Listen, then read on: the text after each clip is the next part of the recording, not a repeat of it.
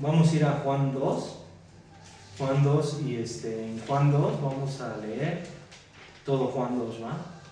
Y vamos a orar antes de empezar, ¿sale? Vamos a orar. Señor, te damos gracias, mi Dios, por este tiempo, Señor, y te pedimos, Señor, que tú seas en este lugar, Señor, y que pues también esta palabra que se decaiga en tierra firme, Señor. Te lo pedimos y te lo rogamos, mi Dios, en el nombre de Jesús, Padre, oramos. Amén y amén. Entonces vamos a abrir nuestras Biblias en Juan 2 y vamos a leer del verso, permítanme, del verso 1 al 12, ¿va? De Juan 2. Dice: las bodas de Cana. Al tercer día se hicieron unas bodas en Cana de Galilea y estaba allí la madre de Jesús, y fueron también invitados a las bodas de Jesús y sus discípulos. Y faltando el vino, la madre de Jesús le dijo: ¿no tienen vino? Jesús le dijo: ¿qué tienes conmigo, mujer? Aún no ha venido mi hora. Su madre dijo a los que servían: haced todo lo que os dijere. Y estaban allí 6 tinajas de piedra para agua, conforme al rito de la purificación de los judíos, en cada una de las cuales cabían 2 o 3 cántaros. Jesús les dijo: llenad a estas tinajas de agua, y las llenaron hasta arriba. Entonces les dijo: sacad ahora y llevadlo al maestresale. Y se lo llevaron. Cuando el maestresale probó el agua, echó vino, sin saber él de dónde era. Aunque lo sabían los sirvientes que habían sacado el agua, llamó al esposo y le dijo: todo hombre sirve primero el buen vino, y cuando ya han bebido mucho, entonces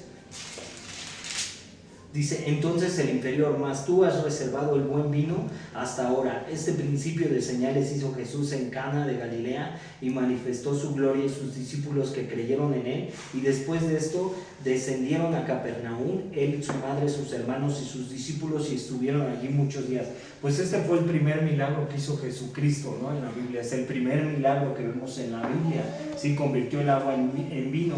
Jesús dice que era el invitado a las bodas. Fue el primer milagro de Jesús en convertir el agua en vino. Además, el vino era un símbolo de gozo. Anteriormente el vino era un símbolo de gozo, no lo utilizaban, ¿no? O sea, para que se embriagaran, ¿no? O sea, la misma Biblia dice en Efesios dice que no os embriaguéis con vino, el cual tiene disolución, sino sed lleno antes con el Espíritu Santo. Entonces, el vino lo utilizaban anteriormente, sí, para tener una vida en gozo, o sea, un momento bien. Dice: por lo tanto, quedarse sin vino hubiera sido casi el equivalente a admitir que los invitados, ni la novia ni el novio, estaban felices. Su mamá le dijo: ¿qué tienes conmigo, mujer? Jesús se dirige a su madre con respeto, pero no la llama madre. Jesús quería enfatizar que su relación con ella era diferente. Entonces, cuando Jesús hizo las 6 tinajas de piedra, conforme al rito, conforme al símbolo de la purificación, ¿qué usaban en la purificación los judíos? En Números 19, fíjate, en Números 19, si quieres ese lo lees en casa. En Números 19, ellos utilizaban esas tinajas para purificarse. Tenían que tomar, uno dice en Números 19, que tomaban una vaca, por ejemplo una vaca rojiza, y la sacrificaban, y esa vaca rojiza después la quemaban y sus cenizas las ponían en las tinajas, ¿sí? Y era símbolo de purificación para la inmundicia, para limpiarse la inmundicia a los judíos.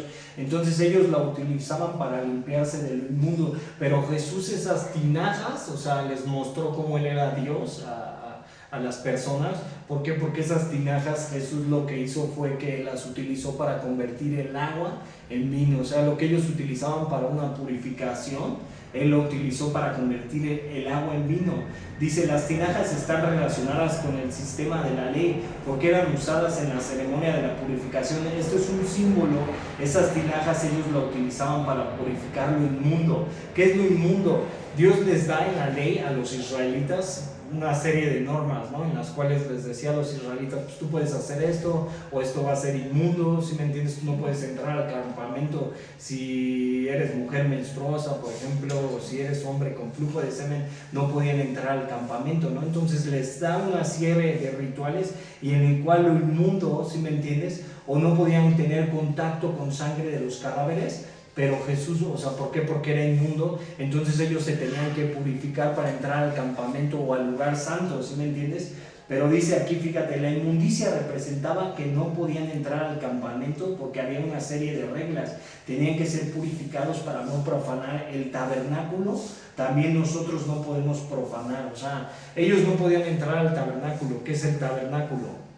Es donde ellos oficiaban, ¿sí me entiendes? El lugar santo y el lugar santísimo, en los cuales ellos oficiaban, ¿no? Una ceremonia para hacer sus ritos de purificación, ¿sí me entiendes? O de expiación. Entonces ellos no podían entrar al tabernáculo de Dios si ellos realmente no se purificaban. Pero en 1 Corintios 6, 19 al 20, vamos a ir a 1 Corintios 6, 19 al 20, ahora nosotros como creyentes nos dice así, 1 Corintios 6, 19 al 20, dice esto, dice, ¿o ignoráis que vuestro cuerpo es templo del Espíritu Santo, el cual está en vosotros, el cual tenéis de Dios y que no sois vuestros, porque habéis sido comprados por precio?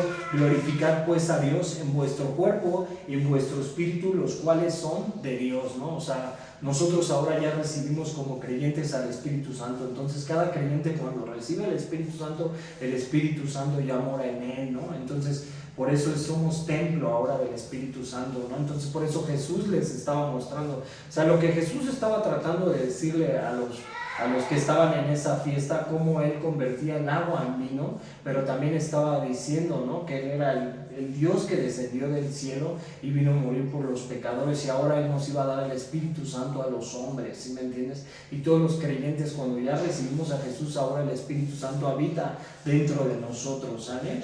Fíjate, dice así, ¿no? Dice, ya la ley descendió del cielo y dio a conocer a los gentiles. Cuando dijo, llenad esas tinajas de agua, los sirvientes bajo la dirección de Jesús estaban en un lugar de bendición único. Jesús quería para este milagro la cooperación de hombres. Él pudo haber llenado las tinajas él mismo o simplemente crear el líquido dentro de ellos. Pero él sabía que si los sirvientes compartían el trabajo, entonces también compartían la bendición. O sea, Jesús llamó a algunos para que llenaran las tinajas y les dio la bendición a ellos. Dice, algunos dan grandes explicaciones para mostrar lo que Jesús realmente hizo fue jugo de uva. O sea, muchos piensan que lo que hizo Jesús en ese momento fue jugo de uva. Dice, y aunque algunos encuentran esos argumentos convincentes, esa no es la opinión del autor. Buen vino es buen vino. O sea, no era un vino como ahorita, ¿no? Que está con etanol, ¿no? Con alcohol, sino era un buen vino, venía de la vid, de la uva, ¿no? Dice, no un buen jugo de uva. Es cierto que el vino es servido cotidianamente en esa época, contenía mucho menos contenido del alcohol que el vino moderno, pero era vino. O sea, ¿qué era lo que estaba mostrando Jesús cuando convirtió el agua en vino? Lo que estaba mostrando Jesús que era Dios, ¿sí me entiendes? Y que Él tenía poder para hacer milagros, ¿sí me entiendes? En la tierra. Y el que lo había mandado lo había anunciado, que Él era Dios en la carne. Entonces por eso Jesús hizo milagros y maravillas y mucha gente lo seguía, ¿sí me entiendes? Pero después, ¿qué fue lo que pasó? Que Él no confiaba. Más adelante vamos a ver cómo Él no confiaba en el hombre. Dice así, Moisés convirtió el agua en sangre, mostrando que la ley termina en muerte. En Éxodo 7, 17 al 21, Moisés convierte el agua en sangre.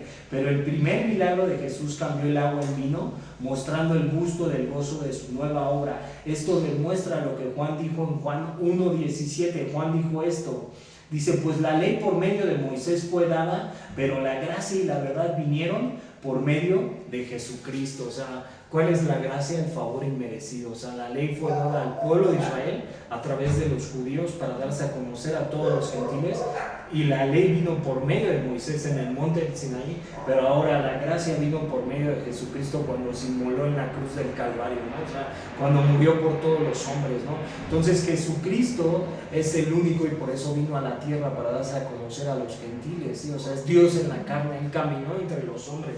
Lo que dice Juan 1, ¿no? Cuando dicen Juan 1:14, dice, y vimos su gloria como la del unigénito del Padre, llena de justicia y de verdad, ¿sí me entiendes? O sea, los discípulos lo pudieron palpar, o sea, palparon a Dios en la carne, ¿sí me entiendes? Pero ahora Jesús vino a la tierra, ¿sí me entiendes?, para morir por los hombres, ¿no? Para darles salvación, para reconciliar a Dios con el hombre, ¿sí? Porque a causa del pecado original, como lo hablábamos hace rato, había una separación entre Dios y el hombre, y entonces Jesucristo vino, ¿sí me entiendes?, a la tierra a hacer señales, a hacer milagros. Entonces por eso los profetas lo profetizaban, ¿no? O sea, habrá señales y milagros en la tierra, o sea, Habían dicho los profetas de Israel que Jesús vendría y habría señales y milagros en la tierra, ¿sí me entiendes? Pero ellos eran un pueblo de dura cerviz, era un pueblo ciego que realmente veía las señales y los milagros que ellos hacían, pero decían, es que no es Dios, ¿sí me entiendes? Pero nosotros que hemos vuelto a nacer, lo que va a decir Juan 3, porque tuvimos un nacimiento de nuevo cuando recibimos al Señor en nuestro corazón, ahora hemos visto, lo hemos palpado, ¿sí me entiendes? O sea, hemos creído por fe, o sea, realmente, ¿no? Él es Dios y Él es Cristo y solamente a través de Él hay salvación, o sea, no hay otro lugar por el cual puedas ser salvo. O sea, todas las religiones, ¿qué te dicen, no? O sea, te dicen así, todas las religiones te llevan a Dios, ¿no? ¿Sí me entiendes? O sea, eso es un engaño. ¿Sí me entiendes? O sea, el único que te lleva a Dios es Cristo, ¿sí me entiendes? Por eso vino y murió por los hombres, murió por los pecadores, y es el único que le da salvación al hombre, y es el único, ¿sí me entiendes?, que vendrá por segunda vez. O sea, no hay más, o sea, no hay para dónde buscar, ¿no? O sea, si tú vas a otro lugar, ¿sí me entiendes? O sea, si tú como hombre vas a otro lugar, ¿no? Y empiezas a decir, no, es que Buda, Krishna, Hari, empiezas a hablar de todos esos dioses, ¿sí me entiendes? Ninguno de esos dioses venció a la muerte, ¿sí me entiendes?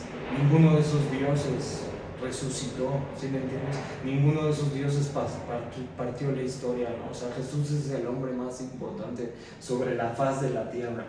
Fíjate, entonces cuando habla de gracia, que dice, pues la ley por medio de Moisés fue dada, pero la gracia y la verdad vinieron por medio de Jesucristo, la ley son toda la ley que Dios le da a Israel, ¿no? En el monte del Sinaí, toda la ley, ¿no? Los mandamientos, más de 365 mandamientos que el pueblo de Israel no pudo cumplir. Pero ahora la gracia, ¿cuál es la gracia? El favor inmerecido, ¿sí me entiendes? Que Dios entregó a su único hijo, ¿sí? Para quien crea en él no se pierda, más tenga vida eterna.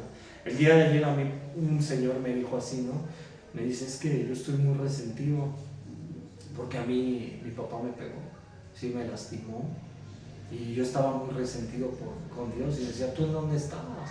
Y con pura maldición hablaban, ¿no? Y decía, ¿y tú en dónde estabas cuando mi papá me pegaba? ¿Y tú en dónde estabas cuando mi papá nos dormía en un techo de lona y caía el agua y las goteras y no teníamos comida y todo? Y que lo maldecía a Dios, ¿no? ¿Sí me entiendes? Y que decía, ¿cómo mi padre me pudo haber pegado? Y cómo mi padre me pudo haber aventado a trabajar tan niño, y cómo me pudo haber hecho tantas maldades. Y yo le decía a él, ¿y tú crees que Dios no dice que Él entregó a su único hijo? Y los hombres lo escupieron, lo patearon, lo humillaron, lo golpearon, ¿sí me entiendes?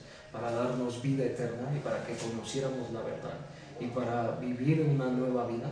Como dice 2 Corintios 5:17, dice que de modo que si alguno está en Cristo, nueva criatura es, las viejas cosas pasaron y todas son hechas nuevas en Cristo Jesús. O sea, así como el varón de ayer que decía, a mí me hicieron y me deshicieron, o sea, el Señor tuvo que entregar a su hijo, ¿sí me entiendes? O sea, ¿qué hombre va a querer entregar a su hijo a morir por los pecadores? O sea, es una locura, ¿no? Si tú lo ves así, ¿sí me entiendes? Pero Jesús vino a eso, ¿no? A darnos salvación, a libertarnos.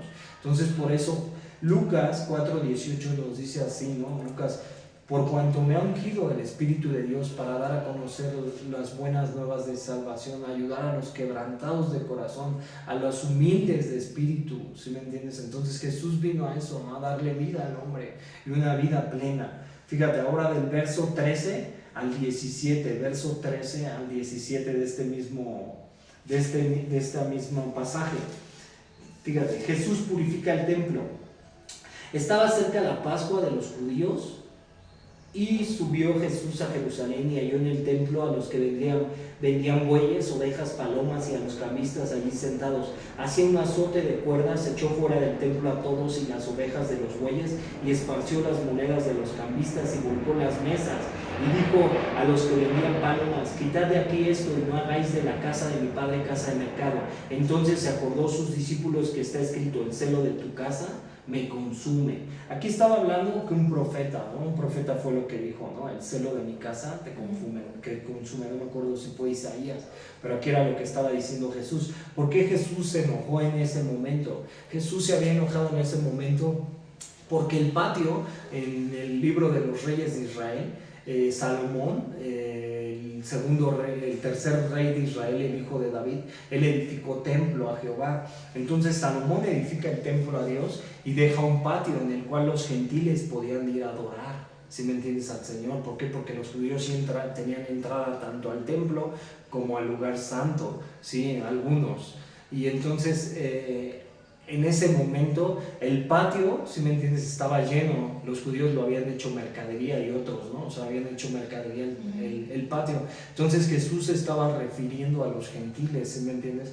¿Por qué? Porque Jesús en ese momento se enojó tanto y la casa de su padre lo consumía, porque él se había dado a conocer a los gentiles, porque la salvación había venido de los judíos, como había dicho Juan 1:12, ¿no? Que la salvación había venido de los judíos, pero ellos la rechazaron. Entonces en ese momento era la única forma en los cuales los gentiles podían adorar a Dios o subir su oración a Dios, ¿sí me entiendes? Entonces Jesús se enojó porque él venía a darle la salvación a los gentiles. No fue una ira, a lo mejor que es una ira que a veces nosotros nos enojamos, sino fue un celo, porque esa era la única forma. Que Salomón también había dicho que si un gentil iba y adoraba y escuchaba y clamara a Jehová, él lo escuchará desde los cielos, ¿sí me entiendes? El gentil también, por medio de Israel o por medio de los judíos, se podía acercar a Dios. Pero ahora, como leímos hace rato, ¿no?, la ley había venido por medio de Moisés, pero ahora la gracia había venido por medio de Jesucristo. Entonces por eso Jesús se había enojado en ese momento, ¿no? O sea, no porque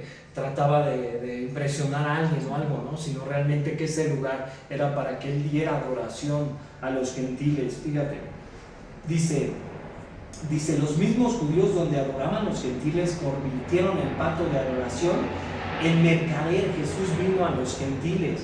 O sea, Juan inició con un milagro de conversión cambiante del agua en vino. Después muestra a Jesús con un trabajo de limpieza, la limpieza del templo. Es así como Jesús siempre trabaja en su gente: conversión, después limpieza. O sea, ¿qué es lo que está tratando de decir aquí el comentarista? O sea, primero empieza una conversión, ¿sí? ¿Cuál es la conversión? Cuando nosotros recibimos al Señor en nuestro corazón, pero después empieza una limpieza, ¿sí?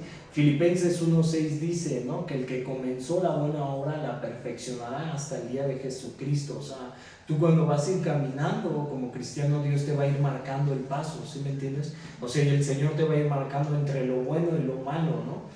¿Por qué? Porque la Biblia dice que quien sabe hacer lo bueno y no lo hace, le es pecado, ¿sí me entiendes? Entonces el Señor y el Espíritu Santo, que ya mora dentro de ti, como lo había dicho 1 Corintios, te va a ir convenciendo de pecado, de justicia y de juicio, y te va a decir, esto sí, esto no, esto sí, esto no. O sea, cuando Dios llamó a Israel, como dijo Moisés, Él hizo una nación santa de sacerdotes. ¿Qué es una nación santa? Una nación apartada. Dios le dijo, apártense, ¿sí me entiendes? No se contaminen con las demás naciones. Entonces ahora Dios, a través de la iglesia, la ha llamado, ¿sí?, para que la iglesia sea una nación santa, ¿sí me entiendes? Una nación apartada, que realmente no participemos de la carne, o sea, como hombres, ¿sí me entiendes? O sea, que no participemos de la carne, sino ahora que participemos del Señor, ¿no? O sea, el Espíritu Santo nos va a ir marcando el paso, nos va a ir marcando qué es entre lo bueno y lo malo, y tenemos que ir desechando. Dice la Biblia que si de modo que si alguno está en Cristo, nueva criatura es, las cosas viejas pasaron, ¿no? O sea, entonces ya volvimos a nacer, fuimos crucificados y sepultados con Cristo una vez para bautismo, ¿sí me entiendes? Volvimos a nacer como hombres. O sea, ¿por qué? Porque hemos confesado nuestro pecado. ¿Qué es lo que te da entrada al Padre? El que te arrepientas, la confesión de pecados. 1 Juan 1:9 dice que si confesamos nuestros pecados, Él es fiel y justo para perdonarnos y limpiarnos de toda maldad. Ahora, del verso 18 al 22, fíjate, del verso 18 al 22 dice, y los judíos respondieron y le dijeron, ¿qué señal nos muestras ya que haces esto? Respondió Jesús y les dijo, destruid este templo y en 3 días lo levantaré. Dijeron luego los discípulos, en 46 años fue edificado este templo y tú en 3 días lo levantaré. Mas él, hablando del templo de su cuerpo, por tanto cuando resucitó de entre los muertos, sus discípulos se acordaron que había dicho esto y creyeron la escritura y la palabra que Jesús había dicho. O sea, Jesús tuvo que ir al corazón de la tierra y morir, y en 3 días resucitó. No se estaba refiriendo al templo, ¿no? O sea, el templo de Jerusalén, sino se estaba refiriendo del templo que era su cuerpo, ¿sí me entiendes? Él sabía que iba a resucitar, Él era Dios, Él sabía todo, ¿sí me entiendes? O sea, Él sabía que iba a morir, iba a resucitar al 3er día. Fíjate, Dice así, aquí Jesús se refería al templo de su cuerpo. Él probablemente se señaló a sí mismo al decirlo. Jesús sabía que estos líderes religiosos atentarían con destruir su cuerpo, pero él también sabía que no lo lograría. El cuerpo de Jesús aún es un templo. Vamos a Efesios 2, 19 al 22 y 1 de Pedro 2, 5. Efesios 2, 19 al 22. Efesios 2, 19 al 22, y dice esto.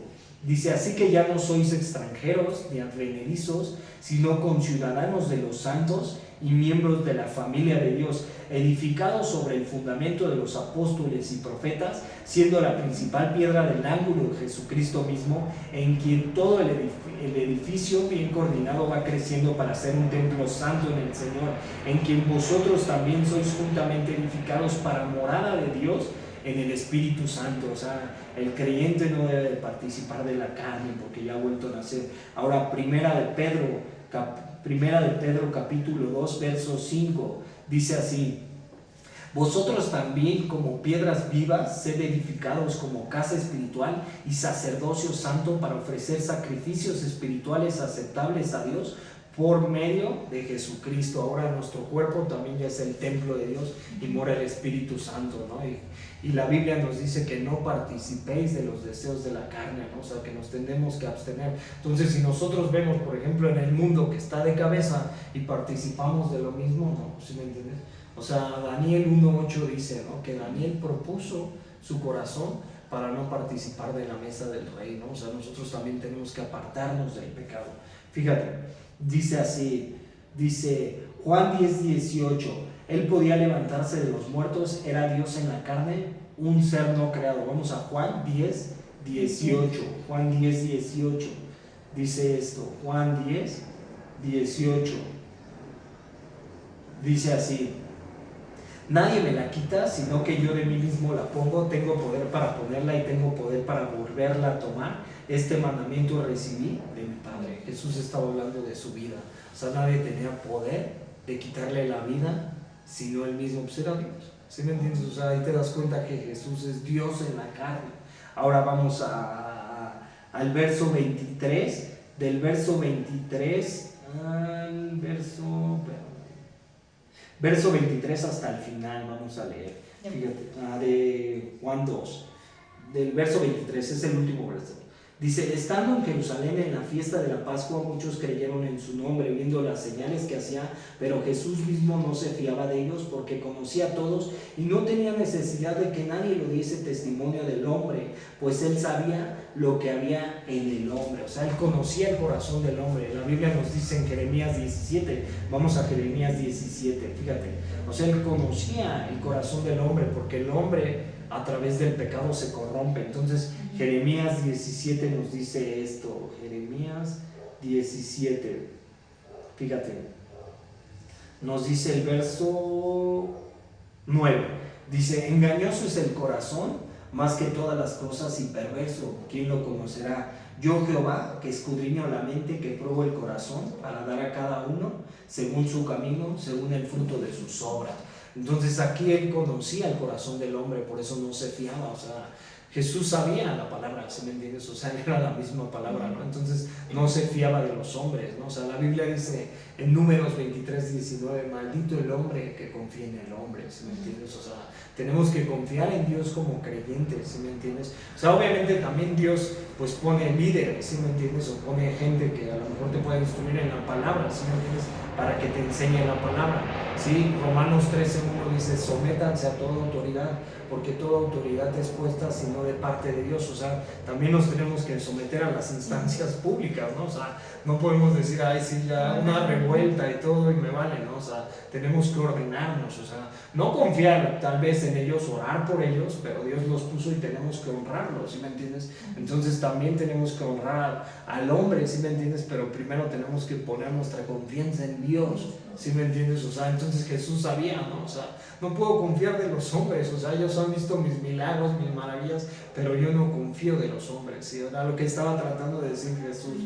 Fíjate, dice así estos versos, dice: Jesús sabía que esta era una fe delgada y superficial, no estaba basada en otra cosa más que una admiración por lo espectacular. Sabiendo esto, Jesús mismo no se fiaba de ellos.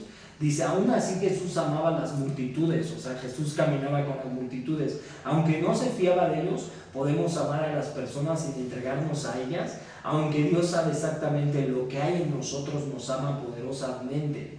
Dice, Él no se fiaba de las multitudes, sino de lo que Él envió. Ahora vamos al capítulo 3, esto es importante. Fíjate, capítulo 3, del verso 1 al 4, vamos a leer Jesús y Nicodemo. Dice, había un hombre de los fariseos que se llamaba Nicodemo, un principal entre los judíos. Este vino a Jesús de noche y le dijo, Rabí, sabemos que has venido de Dios como maestro, porque nadie puede hacer estas señales que tú haces si no está Dios con él. Respondiendo Jesús le dijo, de cierto te digo, que el que no naciere de nuevo no puede ver el reino de Dios. ¿Quién era Nicodemo? Nicodemo era un fariseo.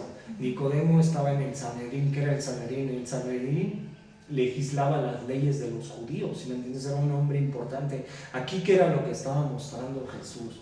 Lo que estaba mostrando Jesús, que había hombres importantes que sabían la ley como Nicodemo, pero él era la ley que descendió del cielo. O sea, no una forma de humillación, pero quería mostrarse a los hombres, ¿sí me entiendes? Que él era Dios y que llamaba a todos los hombres, ¿no? O sea, Nicodemo estaba reconociendo el poder de Dios, ¿sí? O sea, Nicodemo era un fariseo estudioso de la ley, pero la ley ya había sido no disuelta, pero ahora la ley había descendido del cielo, ¿no? O sea, Jesucristo, ¿sí? Como judío, ¿sale? Entonces dice aquí, dice, Nicodemo era uno de esos de los que impresionaban con las señales de Jesús y un miembro del Sanedrín. Él era religioso, educado, era griego, también el nombre de Nicodemo era griego y con influencias de un gobernante. Nicodemo viene a Jesús como representante de todos los hombres y representa lo mejor y lo mayor del hombre. O sea, lo mejor y lo mayor del hombre fue a Jesús, ¿no? Cuanto más nosotros como hombres. Ahora, 1 Corintios 27 al 31 dice así, fíjate, 1 Corintios 27 al 31 dice esto. 1 Corintios 1, sí, 1 Corintios 1, 27 al 31 dice esto, sino que de lo necio del mundo escogió Dios para avergonzar a los sabios, y de lo débil del mundo escogió Dios para avergonzar a lo fuerte, y lo vil del mundo y lo menospreciado escogió Dios, y lo que no es para deshacer lo que es, a fin de que nadie se jacte en su presencia, mas por él estáis vosotros en Cristo Jesús, el cual nos ha sido hecho por Dios sabiduría, justificación, santificación y redención, para que, como está escrito, el que se gloría, gloriese en el Señor. O sea, aquí Jesús estaba llamando a un fariseo, pero también nos damos cuenta que a veces Jesús nos hace un llamado, y lo maravilloso del Evangelio, ¿no? Que de repente Dios toma de lo vil y lo despreciable. Entonces tú puedes ver un asesino que lleva así 30 asesinatos, y que llega un pastor y le predica en la cárcel, que le dice al pastor, oiga, ¿y usted cree que Jesús me perdona si yo he matado 30 hombres? Y estoy aquí y a lo mejor no he confesado todos los asesinatos y me metieron aquí por matar a un hombre, ¿sí? Entonces cuando tú vas a Jesús te das cuenta que Él te puede perdonar. Entonces aquí también Nicodemo estaba reconociendo el poder de Jesús, ¿sí me entiendes?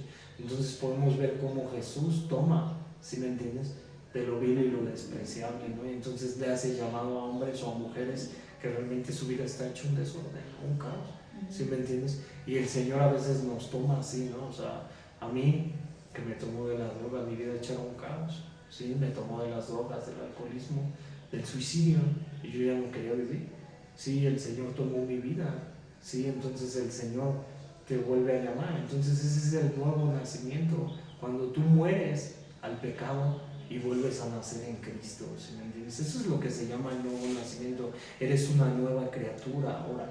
Fíjate, dice así, ¿no? Dice, nadie puede hacer estas señales que tú haces si no está Dios con él. O sea, reconocía a Dios Nicodemo en estos versos. ¿Es verdad esta declaración de Nicodemo? ¿Puede alguien que no viene de Dios hacer milagros? La respuesta es sí. O sea, ¿puede alguien que no viene de Dios hacer milagros? Sí. La brujería, la hechicería, la santería, el ocultismo tienen poder, ¿sí me entiendes? Vamos a, mira, fíjate, vamos a 2 de Tesalonicenses 2:9. Segunda de Tesalonicenses 2:9, o sea, aquí es lo que está tratando de decir el comentarista, fíjate.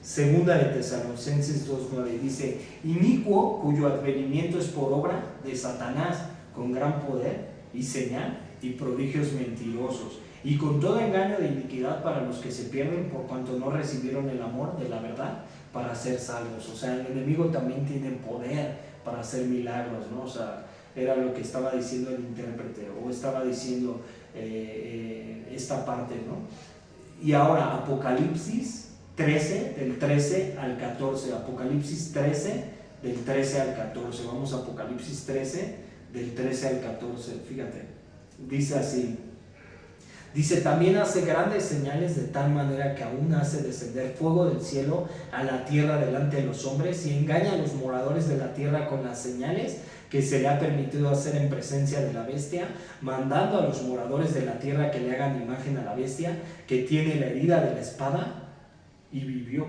Entonces Satanás también puede hacer señales, ¿no? O sea, no nada más los milagros vienen de Cristo, ¿no? Entonces, gente que va al curandero, al santero, y pues lo sana. ¿Quién lo sana? Sí, o gente que le da favor, pero ¿a dónde está vendiendo ese hombre su alma? ¿Sí me entiendes? ¿Con quién está acudiendo?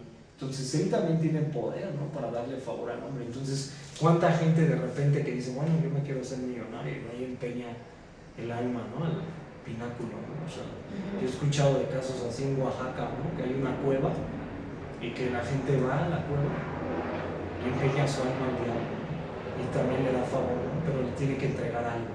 ¿Sí me entiendes? Entonces, la bendición que Jehová añade enriquece y no entristece, ¿no? Si tú realmente confías en el Señor, o sea, vas a sufrir prueba, vas a sufrir tribulación, vas a sufrir angustia cuando tú vuelves a nacer, pero realmente el Señor te va a sostener. O sea, por eso la Biblia también nos dice: nunca te dejaré ni nunca te desampararé. Fíjate, ahora vamos a los siguientes versos de este mismo capítulo. Bueno, dice: tenían que nacer de nuevo en aquellos tiempos, se enseñaba entre los judíos que porque descendían de Abraham, automáticamente tenían el cielo asegurado. Es más, algunos rabinos enseñan que Abraham resguarda las puertas del infierno para asegurarse que ninguno de su descendiente por accidente fuera a parar allí. O sea, los judíos pensaban, ¿sí me entiendes?, que como eran linaje de Abraham, pues ellos los iba a llevar al seno de Abraham y ellos iban a quitar de la ira venidera o del juicio de Dios, ¿no? Pero ahora nos damos cuenta que Jesús es el Verbo, se encarnó y nos dio salvación al hombre. Ahora del verso 5 al 8, fíjate, del verso 5 a 8 de este mismo capítulo 3, respondió Jesús: de cierto te digo que el que no naciere de agua y de espíritu no puede entrar en el reino de Dios. Lo que es nacido de la carne, carne es, y lo que es nacido del espíritu, espíritu es. No te maravilles de que dije: os es necesario nacer de nuevo. El viento sopla de donde quiere y oye su sonido, mas ni sabes de dónde viene ni a dónde va. Así es todo aquel que es nacido del espíritu. Fíjate, estos versos dicen así. Dicen: algunos han pensado que nacer de agua significa nacer otra vez por la palabra de Dios. La palabra de Dios es un símbolo del agua. Efesios 5:26 nos dice que tenemos que ser lavados por la palabra de Dios. Entonces todo hombre tiene que ir a la palabra de Dios. Dice: en otros pasajes de la escritura el agua representa la palabra. Algunos han pensado que nacer de agua significa ser regenerados del Espíritu Santo, el agua viva de Juan 7, 38, 39. Ahora del verso 9 al 13, vamos a leer del verso 9 al 13, dice así. Dice: respondió Nicodemo, dice, y le dijo: ¿cómo puede hacer esto? Respondió Jesús y le dijo: ¿eres tú maestro de Israel y no sabes esto? De cierto te digo que lo que sabemos hablamos y lo que hemos visto testificamos, y no recibís vuestro testimonio. Si os he dicho cosas terrenales y no la creéis, ¿cómo creéis si os dijere las celestiales? Nadie subió al cielo, sino que él descendió del cielo, el Hijo del Hombre que está en el cielo. O sea, Jesús está mostrando cómo Él es Dios y descendió del cielo, ¿no? O sea, Nicodemo estaba totalmente confundido, ¿no? Pero reconocía el poder de Dios. O sea, ¿qué es lo que tenemos que hacer nosotros como hombres? Si realmente tú has vuelto a nacer como hombre, o sea, vas a reconocer que Jesús es Dios y descendió del cielo, vas a confiar plenamente en Él, ¿sí me entiendes? Porque has vuelto a nacer, ¿sí me entiendes? Volviste a nacer de espíritu y agua, ¿sí? De agua en el bautismo, ¿sí me entiendes? Y de espíritu es porque el Espíritu Santo ya mora dentro de ti. Fíjate, ahora vamos del verso 16 al 21. Y para ir acabando, verso 16 al 21, dice así, dice, porque de tal manera amó a Dios al mundo, que ha dado a su Hijo unigénito, para que todo aquel que en Él cree no se pierda, mas tenga vida eterna. ¿Qué es este versículo? O sea, muchas iglesias hablan, ¿no? O sea, de que cuando nosotros recibimos al Señor en nuestro corazón, lo que dice Romanos 10:9, que si confesaras que Jesús es el Señor y al tercer día resucitó, serás salvo. O sea, el Señor entregó a su Hijo. Dios había llamado a Israel hijo, pero Israel no cumplió la ley. Pero ahora ha descendido su Hijo del cielo y habitó entre los hombres y murió por todos los pecadores. O sea, Él se dio a conocer a los gentiles a través de Jesucristo y nos ha dado salvación y nos ha dado vida eterna. O sea, el hombre no tiene que ver nuestra mirada en el aquí y el ahora, que es pasajero, sino realmente poner nuestros ojos en Jesucristo. Fíjate, Romanos 6:23 nos dice así, que la paga del pecado es muerte, pero la dádiva de Dios es vida eterna en Cristo Jesús. ¿Sí me entiendes? Ahora, nosotros, la paga del pecado, ¿cuál es la paga del pecado? Pues desde el, ¿sí me entiendes? Desde que todo se corrompe, desde el pecado original, todos los hombres murieron, ¿sí me entiendes?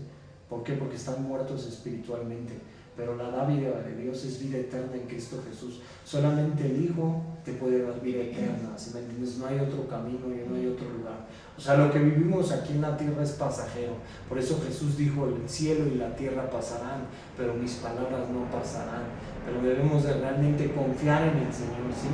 Fíjate, ahora del verso 18, del 17, porque no envió Dios a su Hijo al mundo para condenar al mundo, sino para que el mundo sea salvo por Él. El que cree no es condenado, pero el que no cree ya ha sido condenado, porque no ha creído en el nombre de Jesús, del unigénito Hijo de Dios. Ya esta es la condenación, que la luz vino al mundo y los hombres amaron más las tinieblas que a la luz, porque sus obras eran malas. Porque todo aquel que hace lo malo aborrece la luz y no viene a la luz para que sus obras no sean reprendidas. Mas el que practica la verdad viene a la luz para que sea manifiesto que sus obras son hechas en Dios. O sea, ¿qué es lo que está tratando de hablar aquí Jesús? O sea, que el hombre no va a la luz y que aborrece más la luz y ama más las tinieblas. ¿Cuáles son las tinieblas? Pues el pecado, el mundo.